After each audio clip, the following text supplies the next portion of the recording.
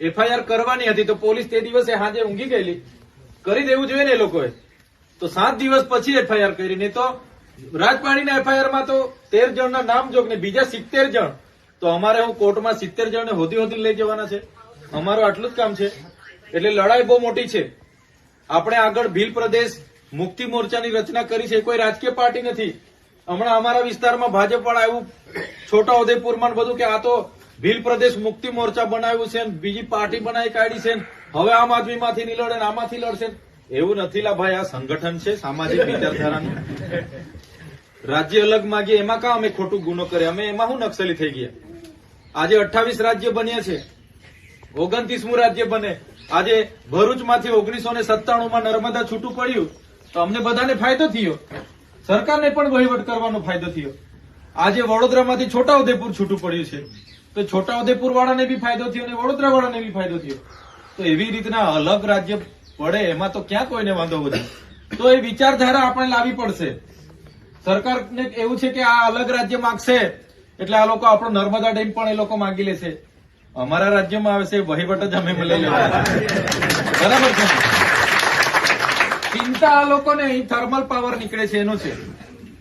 Thermal power માંથી વીજળી ઉત્પન્ન થાય છે, આ પાણી ઉત્પન્ન થાય છે, અહીંયા રેતી નીકળે છે, લિગ્નાઇટ નીકળે છે, અહીંયા યુરેનિયમ નીકળે છે, અહીંયા લાકડું છે, જમીનો છે, એના પરનો કબજો છીનવાનો છે. એટલે લડાઈ નાની સુની કોઈના મગજમાં હશે કે આ તો લડી લઈને જિંદાબાદ મુર્દાબાદ આવેદન આપી આવે, નિવેદન આપી આવે, ચાલો જતા રહી, એવું નથી. તમે બધા ક્રાંતિકારી લોકો છો. આ ચૈતરભાઈ બોલે છે, તમે લખી રાખજો આજની તારીખે 17/12/2024 નોટમાં લખી રાખજો. આવનારા દિવસોમાં જો ગુજરાતમાં પરિવર્તન જો લાવવું પડશે તો અહીંયા બેઠેલા આપણે બધા લાગશું ને તો પરિવર્તન આવવાનું છે. બીજો કોઈ પરિવર્તન લાવવા વાળો નથી.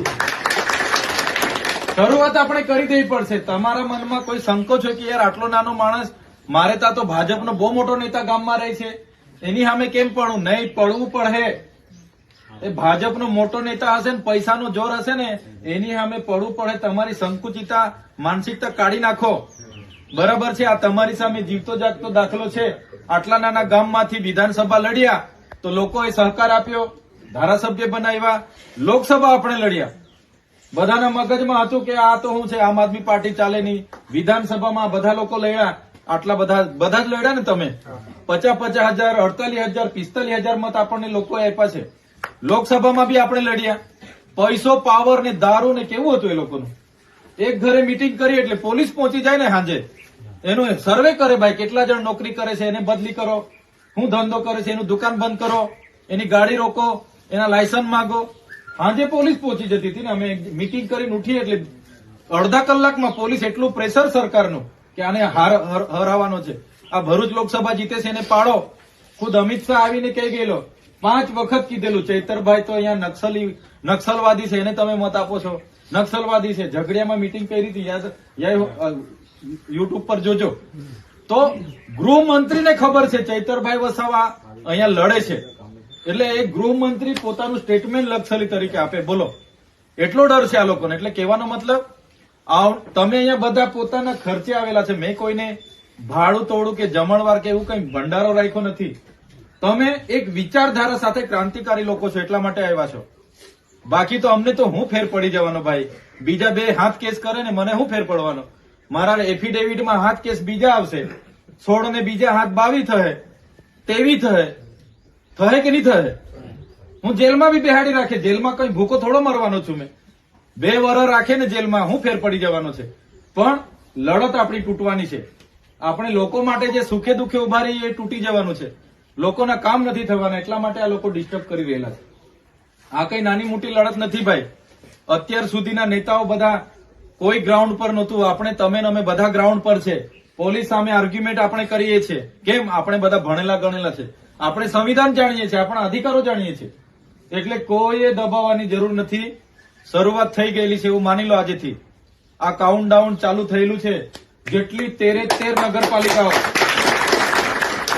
પરિણામ જે પણ મળે 13 નગરપાલિકાઓ આપણે લડવાની છે. બરાબર છે? પરિણામ જે આવે તે ભાઈ બધી હારીશું તો પોહાશે, પણ 13 માણસો જોઈએ. સાથે હમણાં ગામ પંચાયતની ચૂંટણી આવે છે ભાઈ. કોઈ મગજમાં છે ને, કોઈ નાની નથી આ ચૂંટણી, બહુ મોટી ચૂંટણી છે. ગ્રામ પંચાયતની જેટલી પણ ચૂંટણી આવે ને, સરપંચ બહુ મહત્વનો હોય છે. એ સરકારનો સરપંચ છે ને, તો પેલા લોકો બારોબાર ઠરાવો માંગી લેશે. રસ્તો કાઢવાનો છે તો આપણો જ સરપંચ છે ને, ઠરાવ લખાઈ લાવો. સરપંચ પાસે આવે ને તો સરકારનું કામ છે, ઉપરથી આદેશ ઠરાવ, પ્રોજેક્ટ આવશે, રોડ આવશે, જમીનો બધી બીજા સરપંચો હોય તો લખીને આપ જ કરશે. આપણો સરપંચ હોય ને તો લખીને નહીં આપે. સાચી વાત છે કે ખોટી વાત છે? એ આપણને પૂછશે, ચૈતરભાઈ આ પ્રોજેક્ટ આવ્યો છે, પેલા સરકાર વાળા મારા પર ટીડીઓ બીડીઓ લખાણ માંગે છે, આપું કે નહીં? આપણે કે થોબ એટલે થોભી જશે. પણ સરકાર હાથે મળેલો સરપંચ હશે, ભાજપ શાસિત વિચારધારા વાળો સરપંચ હશે ને, તો દુનિયા જેવા પ્રોજેક્ટો મોટા મોટા હશે તો એકવાર ઠરાવ આપી દેશે, પછી લડીને આપણે મરી જઈશું, પણ કઈ મેળ પડવાનો નથી. એટલે સરપંચો પણ આપણા હારા થઈ જાઓ. એકલા ચૈતરભાઈ આવે દાહોદમાં ને આપણે ભેગા થવાનું, લડવાનું નહીં.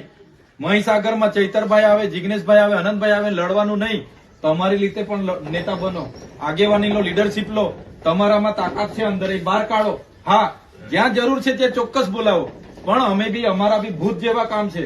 તમે બોલાવો ત્યારે અમે ડાંગમાં હોઈએ, તમે બોલાવો ત્યારે અમે ગાંધીનગર હોઈએ, ક્યારેક અમે દિલ્હી હોઈએ, કોઈ ટાવર પર ચડે ત્યારે બોલાવે તો પંજાબ હોઈએ.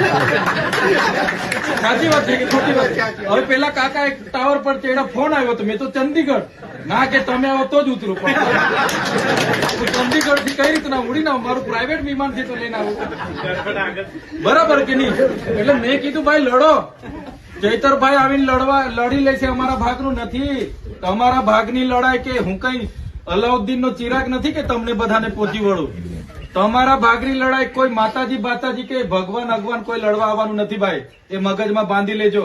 કોઈના મગજમાં હશે કે મારી લડાઈ ચૈતરભાઈ લડી લેશે, કેજરીવાલજી આવીને લડશે, મારી લડાઈ ઈસુદાનભાઈ લડશે. ભાઈ અમે ક્યાં પહોંચી વળીશું? એટલે પોતપોતાની લડાઈ માટે તૈયાર રહેજો. કોઈનું ખોટું કરવાનું નથી, પણ આપણું છીનવાઈ જતું હોય તો આપણે ન્યાય માટે લડવું પડશે ને. એના માટે હું કેમ છું, અમે બેઠા છે, કઈ વાંધો નથી. અમને જેટલું ભગવાને જ્ઞાન આપ્યું છે તમને માર્ગદર્શન આપીશું. અમારાથી દોડાશે તો સહકાર પણ મળશે. પણ હવેનો સમય તમે ટાઈમ કાઢજો. બિલકુલ હવે બાંધછોડ ચાલવાની નથી. હવે થોડો સમય આપો. આ સમય જતો રહેશે. હું ધારાસભ્ય છું, આજે થોડી ઘણી આપણા ગુજરાતમાં 4 ધારાસભ્ય છે. આગળ કઈ નતું તો બી આટલી સરસ વિધાનસભા લડ્યા છે કે નથી લડ્યા? 2022 ની લડે છે ને આપણે. તો હવે જે તાલુકા જિલ્લા પંચાયતો આવવાની છે એમાં પણ બધા તૈયાર થઈ જાઓ અત્યારથી. કોઈ સંકોચ નહીં. કોંગ્રેસના સાથીઓને પણ આપણે જે તે સમયે કહીશું, જ્યાં આપણે બેસવાનું થશે.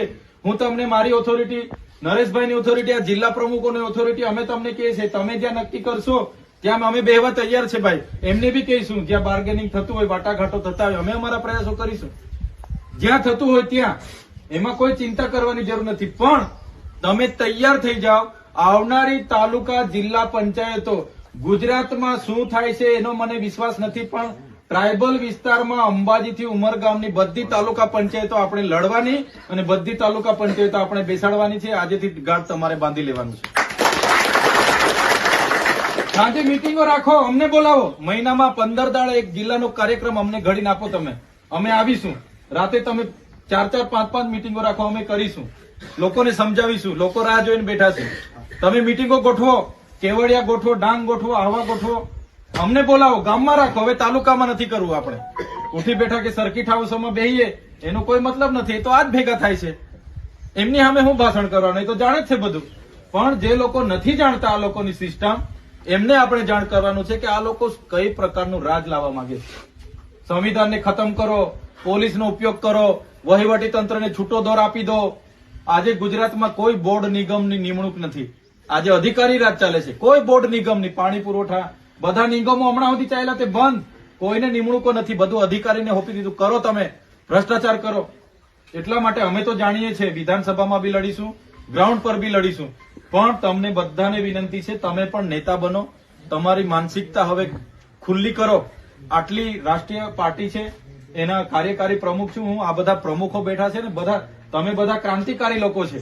બાકી તો ચેકડેમ બનાવવા વાળા, કોન્ટ્રાક્ટ બનાવવા વાળા તો બધા પડેલા જ છે. એ બધા ભાજપમાં જ હશે. જેને દારૂ વેચવાનો હશે, જેને જુગારના આંકડા ધંધા ચલાવવાના હશે, જેને માટીનું કૌભાંડ કરવાનું હશે, જેને હાઈવે ટેન્ડર ભરવાના હશે, જેને બ્રિજ, જેને આરસીસી રોડ ખાઈ જવાના હશે, બધા ભાજપમાં બેઠા જ છે. પણ આપણે તો લોકોના કામ માટે લડવાનું છે. બરાબર છે? એટલે આવનારા દિવસોમાં લડત બહુ લાંબી ચાલવાની છે ભાઈ. આવી મુવમેન્ટો કાયમ થશે. જ્યાં જેને અનુકૂળતા એ રીતના બધા ઉપસ્થિત રહીશું. પણ હવે તમે નેતા બનવાની આગળ વધો.